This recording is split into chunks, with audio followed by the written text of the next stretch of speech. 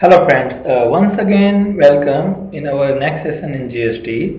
So आज के session में हम ये समझने वाले हैं कि GST का टैक्स स्ट्रक्चर किस लेवल पे चेंज होगा, GST किस लेवल पे टैक्स अप्लाई करेगा in based on the product and services. So start करते हैं।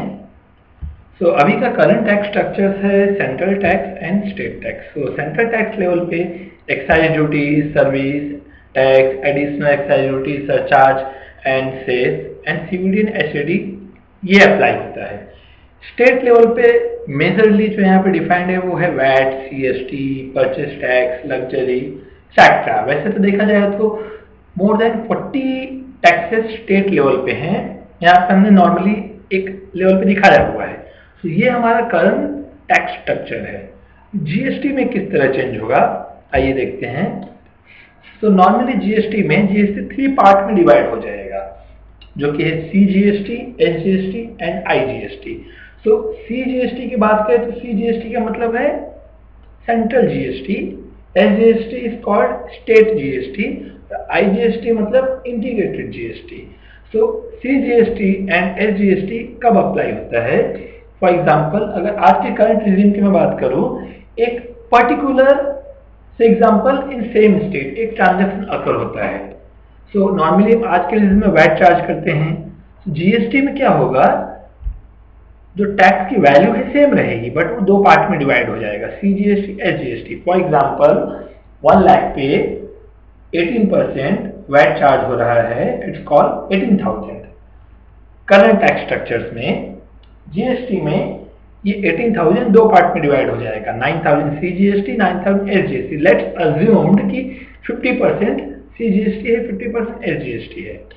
सो इन शॉर्ट अगर सेम स्टेट में कोई ट्रांजैक्शन अकर्ड हो रहा है तो उस पर सीजीएसटी, एसजीएसटी चार्ज होता है। ना यहाँ पे एक और कॉन्सेप्ट है यूटीजीएसटी, जो कि यूनियन टेरिटरी के लिए अप्लाई होता है। तो इट मीन्स कि अगर मेरा यूनियन टेरिटरी जैसे अंडमान निकोबार हो गया, देन लक्षद्वीप वगैरह हो गया, ये मेरा यूनियन टेरिटरी है। अगर यहाँ पे कोई ट्रांजैक्शन अकर्ड होता है तो सीजीएसटी और यूटीजीएसटी चार्ज होगा ना। यूनियन टेरिटरी में 2 एरिया है, एक है union territory with legislative assembly, other है union territory without legislative assembly.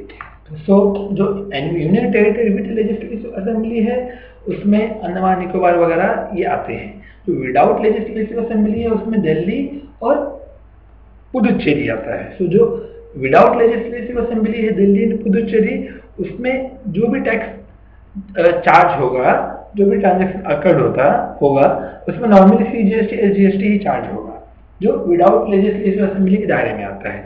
But जो विथ लेजिस्लेटिव असेंबली के दायरे में आएगा, union territory with legislative assembly, like जैसे अंडमान निकोबार में कोई ट्रांजैक्शन अकर्ड होता है या दमन दीव में कोई ट्रांजैक्शन अकर्ड होता है, तो उसमें सीजीएसटी और यूटीजीएसटी चार्ज होगा ना। आईजीएसटी किस बेस पे चार्ज होता है?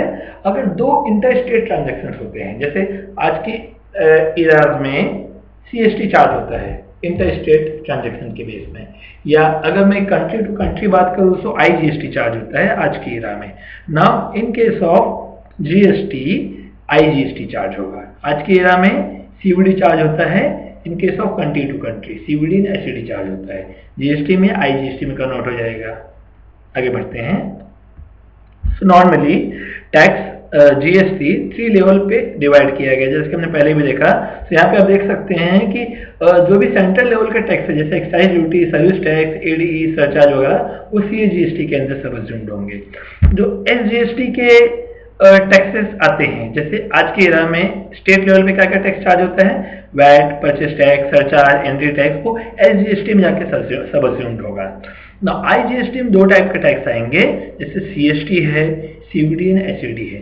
सो ये 2 टाइप के टैक्स आईजीएसटी में सबस्यूम्ड होंगे।